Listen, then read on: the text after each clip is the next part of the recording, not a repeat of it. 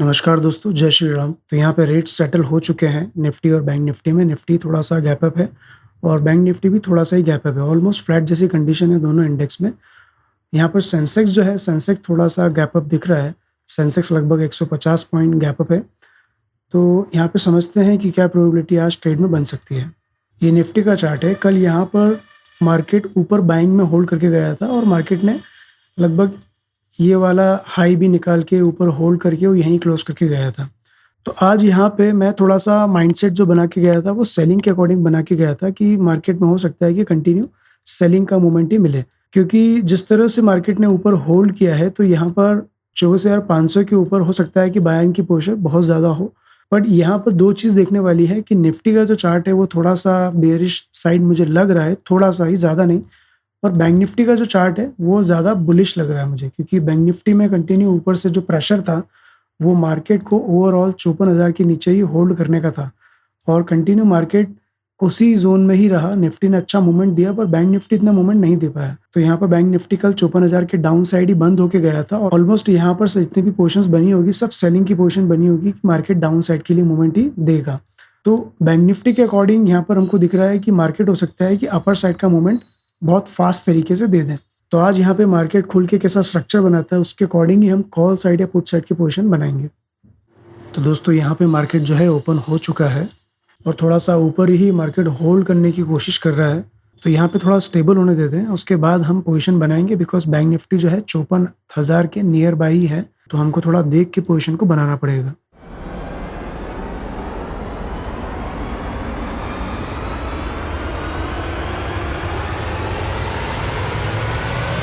तो दोस्तों यहाँ पर हम पुट साइड की पोजीशन बनाते हैं।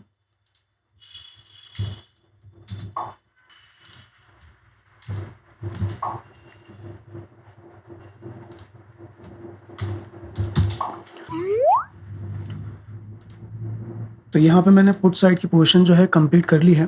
अब यहाँ पर जो ट्रेड लेने का रीज़न जो मुझे समझ में आ रहा है कि मार्केट ऊपर ज़्यादा होल्ड नहीं कर रहा है और यहाँ पे बायर्स की पोजीशन काफ़ी ज़्यादा है। तो इन जगहों पे भी मुझे ऐसा लग रहा है कि कुल मिला के बायर्स ही हैं जो पोजीशन बना रहे हैं मार्केट को अगेन ऊपर पुश करने के लिए।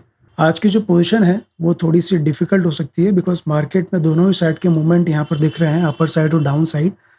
तो आज यहाँ पर डे थोड़ा-सा रिस्की हो सकता है। हमने जो पुट साइड की पोजीशन है बहुत रिस्क लेके बनाई है बिकॉज़ मार्केट तीनों ही इंडेक्स में ऐसी जगह पे खड़ा हुआ है जहाँ से पॉजिटिव और नेगेटिव दोनों साइड के मूवमेंट देखे जा सकते हैं।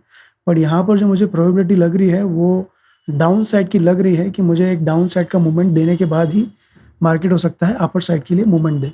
बिकॉज़ निफ्टी कंटिन्यू ऊपर ही होल्ड कर रहा है, सेंसेक्स भी ऊपर होल्ड कर रहा है, बट बैंक निफ्टी जो है वो थोड़ा-सा डाउन साइड ही स्टेबल कर रहा है। तो यहाँ पे मुझे ऐसा लग रहा है कि बैंक निफ्टी थोड़ा-सा डाउन आने के बाद में ऊपर जा सकता है।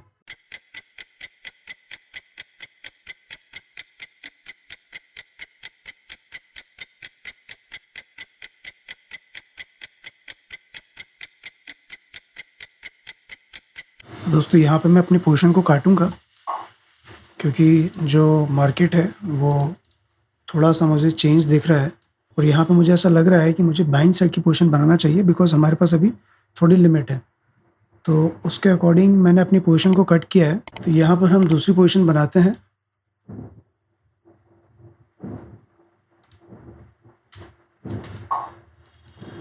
सेंसेक्स में यहाँ पर 500 का कॉल ऐड करेंगे और निफ्टी में 650 का कॉल ऐड करेंगे। आज की पोजीशन यहाँ पर ना बहुत रिस्की है। मैं दोनों साइड के लिए मूवमेंट देख रहा था बिकॉज़ डाउन साइड के लिए मूवमेंट भी हो सकता था और अपर साइड के लिए मूवमेंट भी हो सकता था। अब पहले मुझे ये देखना था कि मार्केट कैसा स्टेबल कर रहा है। बैंक निफ्टी के अकॉर्डिंग मैंने यहाँ पर पुट की पोजीशन बनाई थी, बट मुझे ऐसा उसमें ज़्यादा लगा नहीं कि मार्केट नीचे स्टेबल कर पाएगा। जिस तरह से कैंडल्स बनने लगी, तो मैंने वहाँ पर अपनी पोजीशन को काट ली। अगर मूवमेंट डाउन साइड कंटिन्यू करता, तो वो डाउन साइड भी जा सकता था, जैसा मैंने अपनी पुट की पोजीशन बनाई थी, उस समय बताया था आपको। बट यहाँ पे कॉल साइड का मूवमेंट भी एक्सपेक्टेड था और जब बैंक निफ्टी घूमा और निफ्टी और सेंसेक्स का चार्ट भी जैसा टर्न हुआ, तो वहाँ मुझे लग रहा है कि अब ये मार्केट जो है अपर साइड कंटिन्यू कर सकता है। तो बहुत रिस्क वाले ज़ोन पे आके हमने अपनी पोजीशन को वापस बनाया है। अब यहाँ पर ध्यान रखना होगा हमारी लॉस की लिमिट के अकॉर्डिंग। दोस्तों आज चार्ट पे किस तरह से ट्रेड बनाया है ये मैं आपको एंड में बताऊँगा, बिकॉज़ आज का ट्रेड ऐसा है कि मुझे पहले ट्रेड पे फ़ोकस करना होगा, एक्सप्लेनेशन मैं बाद में दूँगा।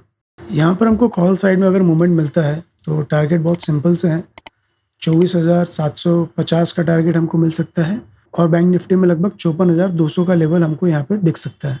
सेंसेक्स में यहाँ पर देखें तो सेंसेक्स में काफ़ी ओपन है ऊपर स्पेस, पहले 650 और उसके बाद में 880 का लेवल भी हमको यहाँ पर दिख सकता है। अगर यहाँ पे कंटिन्यू अपर साइड का मूवमेंट आया तो हम इस लेवल के लिए वेट कर सकते हैं अपने प्रॉफिट की लिमिट के अकॉर्डिंग।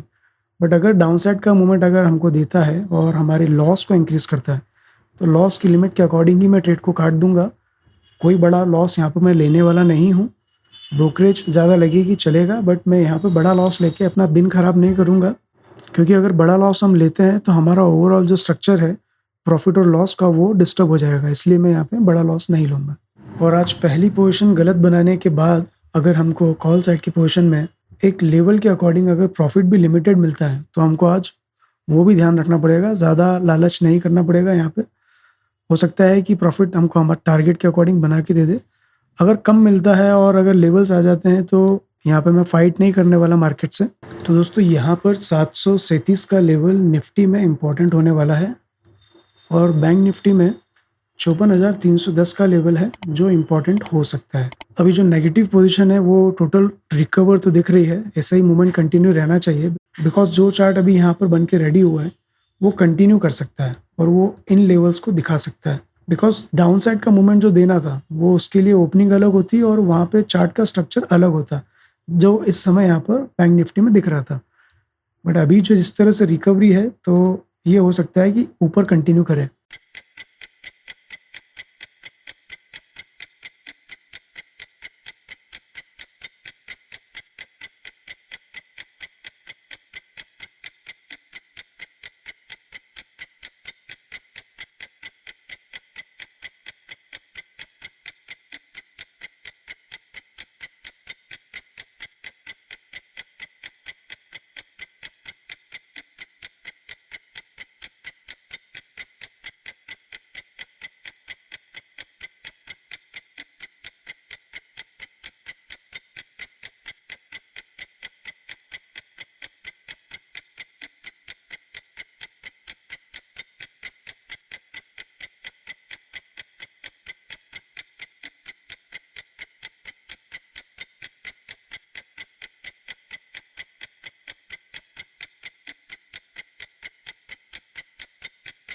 तो दोस्तों यहाँ पे मैं अपना प्रॉफिट काट लेता हूँ, क्योंकि मार्केट जो है उस लेवल के नियर बाय खड़ा हुआ है और यहाँ से इतना मूवमेंट दिख नहीं रहा है।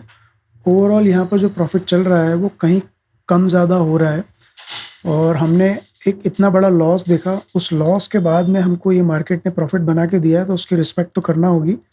बिकॉज जो स्ट्रक्चर पहले समझ में आ रहा था उसके अकॉर्डिंग हमने पुट साइड का ट्रेड लिया था, लगभग 9,000 समथिंग का मैंने उसमें लॉस देखा। उसके बाद में उसको जब रिकवर हुआ तो मुझे इस लेवल के नियर बाय जो प्रॉफिट दिखा है तो ओवरऑल हमारी लिमिट के अबव ही हमको प्रॉफिट मिला है। तो यहाँ पर मैंने अपने ट्रेड को इसलिए काट दिया है।